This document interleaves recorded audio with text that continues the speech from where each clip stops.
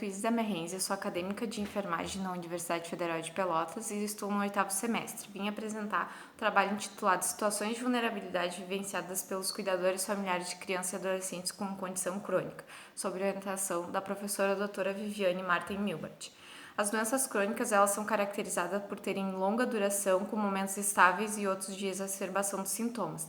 Por isso, necessitam de cuidados contínuos. Quando a doença crônica ela acomete crianças e adolescentes, ela estimula mudanças em toda a família, que buscam estratégias para se adaptar à nova realidade. Ela provoca várias internações, exames, consultas e terapias contínuas. Mesmo assim, procura-se manter a vida social, escolar e a rotina diária. A família é imprescindível para o enfrentamento da doença crônica na criança e no adolescente, mas ela passa a vivenciar medos, incertezas e inseguranças sobre o futuro do filho. Nessa conjuntura, buscou-se compreender as situações de vulnerabilidade enfrentadas pelos cuidadores de crianças com doença crônica. Os dados apresentados nesse trabalho são oriundos de uma pesquisa multicêntrica realizada nos municípios de Porto Alegre, Palmeira das Missões e Pelotas, no Rio Grande do Sul, e Chapecó, em Santa Catarina. Esse trabalho é referente aos dados do município de Pelotas, no qual eu sou bolsista há 3 anos e fiz parte das coletas de dados dessa pesquisa. A pesquisa ela foi desenvolvida em 2 etapas, quantitativa e qualitativa. Na quanti, foi realizada em unidades de internação pediátrica dos hospitais públicos desses municípios. Os participantes foram cuidadores de crianças e adolescentes diagnosticados com doença crônica. Na etapa qualitativa, os dados foram coletados com entrevistas semi-estruturadas com cuidadores, profissionais da saúde e da educação, que foram gravadas e transcritas.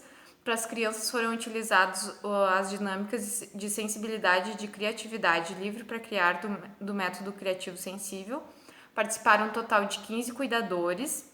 Eles foram questionados sobre os serviços que eles utilizaram e as informações que eles receberam sobre o diagnóstico e tratamento, as facilidades e as dificuldades durante e após a hospitalização, a inserção na família, na escola e no contexto social e quais as redes de apoio que eles possuíam. Após a transcrição foi realizada a análise temática. A análise temática é um método que busca analisar e relatar padrões das informações coletadas. Ela tem 6 fases. A primeira é a transcrição e a leitura, depois se busca códigos, depois esses códigos são juntados para a criação de possíveis temas, na quarta a realização e a revisão desses temas, na quinta é revista, a análise a fim de deixar claro as especificações de cada tema e na sexta é a produção do relatório em si. Durante a análise dos dados foram elencados 5 temas: diagnóstico da condição crônica na criança, cuidado à criança com condição crônica, rede de apoio, escola e mudanças sociais com a doença crônica. No tema do diagnóstico, os cuidadores falaram sobre a demora e a dificuldade de conseguir um diagnóstico, de que eles não receberam informações sobre o diagnóstico e tratamento ou que eles tinham dificuldade de entender. O diagnóstico ele é um caminho longo e isso faz com que a família vivencie momentos de ansiedade, estresse e angústia.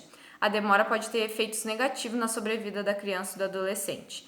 Além disso, as informações recebidas elas são muito vagas e deve-se verificar se o cuidador entendeu as informações. A equipe multiprofissional deve fazer parte dessas orientações para que se possa obter cuidados domiciliares efetivos. No tema do cuidados, os cuidadores relataram sentir culpa, impotência e desvinculação à atenção primária. O cuidador principal, frente ao diagnóstico, ele se responsabiliza pela cronicidade, achando que deixou de fazer algo para impedir ou que fez algo que ocasionasse a cronicidade. A atenção primária à saúde ela deve ser a porta de entrada para o sistema de saúde, garantindo integralidade, continuidade e coordenação. Mas existem lacunas, o que se torna ineficaz e assim eles recorrem ao pronto-socorro como primeira opção. Sobre a rede de apoio, eles citaram membros da família, principalmente instituições de saúde e instituições religiosas, ou que não possuem nenhuma. A rede de apoio ela é a proximidade entre pessoas com formação de vínculo positivo, que tem apoio emocional, efetivo e ou material, contribuindo para o bem-estar de ambos os lados. Sem a rede de apoio, os cuidadores eles se sentem sobrecarregados, sozinhos e desamparados. Na escola, eles relataram ter uma boa relação com a escola ou o bullying. O bullying são atos intencionais de violência que podem ser físicos ou emocionais. Ela é crescente principalmente em crianças e adolescentes com doença crônica. A família e a escola elas devem trabalhar juntas, com uma boa relação favorece o aprendizado, a continuidade da vida escolar e a inclusão.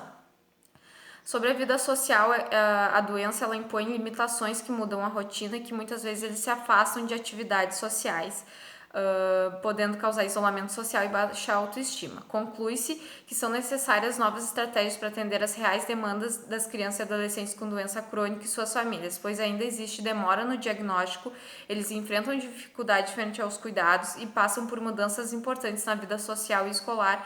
Além disso, muitos não possuem rede de apoio para melhorar o enfrentamento à situação.